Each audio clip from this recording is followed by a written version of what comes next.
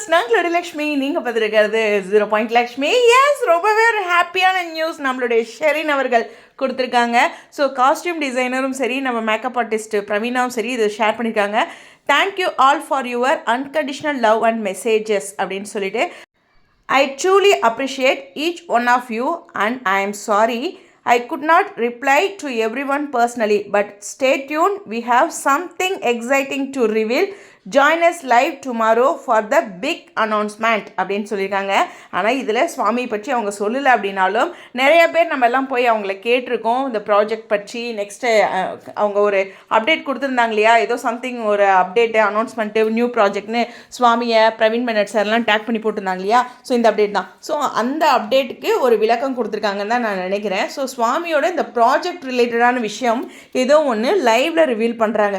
ஏன்னா இவங்களோட பர்சனல் அப்டேட்டாக எனக்கு தெரியல, அதாவது சுவாமி ரிலேட்டடான அப்டேட்டாக தான் இருக்கும். ஸோ இன்றைக்கி அவங்களோட லைவில் நம்ம சுவாமி துபாய் போனதோ இல்லை பிரவீன் மின்னட் சார் கூட அவர் ஏதோ ஒன்று செஞ்சிட்ருக்காரு ஒரு ப்ராஜெக்ட்டு சம்திங் ஒரு இன்ட்ரெஸ்டிங்கான ஒரு விஷயம் தான் இருக்கும். ஸோ அதை வந்து அவங்க சொல்லுவாங்க அப்படின்னு நினைக்கிறேன்.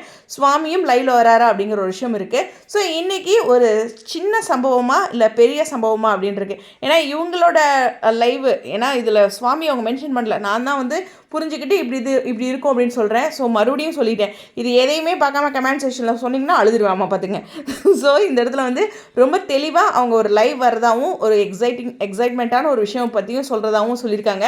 ஐ திங்க் வந்து அவங்க ரிவீல் பண்ணுறதாகவும் சொல்லியிருக்காங்க. ஸோ அது வந்து கண்டிப்பாக இந்த ப்ராஜெக்ட் ரிலேட்டடாக தான் இருக்கும். இதை படிக்கிற எல்லாத்துக்குமே ஃபஸ்ட்டு சுவாமி தான் ஞாபகத்துக்கு வருவார் அப்படிங்கிற நம்பிக்கையோடு தான் நானும் இந்த டைட்டில் கேப்ஷனை கொடுத்துருக்கேன்.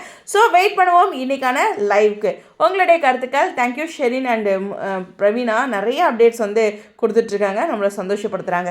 பார்ப்போம், லைவ் இன்ட்ரெஸ்டிங்காக பார்க்குறேன். நானும் அவைலபிளாக இருந்தேன்னா அந்த டைமே உங்களுக்கு சொல்கிறேன்.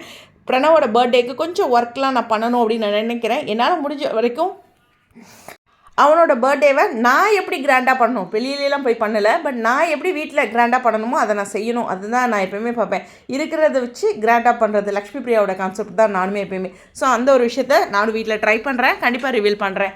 ஸ்டேடியம்.